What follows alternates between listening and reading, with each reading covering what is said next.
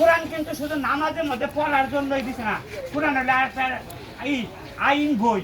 তাহলে এই সমাজ প্রতিষ্ঠা করার লক্ষ্যে কোরআনের আইন দেওয়ার জন্য এই বাংলাদেশ প্রতিষ্ঠা করা, সারা বিশ্বের জন্য কোরআনের আইন চলে, এই সম্পর্কে আমাদের চিন্তা ভাবনা করতে হবে, নিজেও চলতে হবে, পরিবারে চালাইতে হবে, সমাজ চালাইতে হবে এবং রাষ্ট্র এবং যে আন্তর্জাতিক পর্যন্ত কোরআন আইন চালাইতে হবে।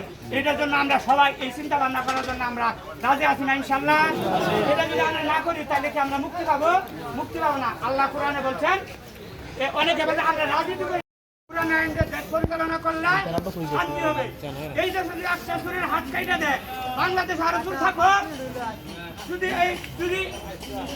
17 বছর আগে যদি সুরের হাত কেটে দেওয়া হতো, তাহলে কি এই যে হাজার হাজার সুর যে বাংলাদেশ চুরি করে কোটি কোটি টাকা পার করে দেয়া বিদেশে গেছে হাত দিয়া হাত চলে তাহলে এই কোরআনের আইনগুলা অনেকেই বুঝে না, আমরা বুঝি না।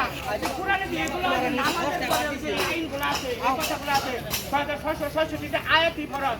আমরা শুধু নামাজের একটা আয়াত, সুদের একটা আয়াত, হজের একটা আয়াত, এই 3টা আয়াত দিয়েই আমরা আছি। এই 3টা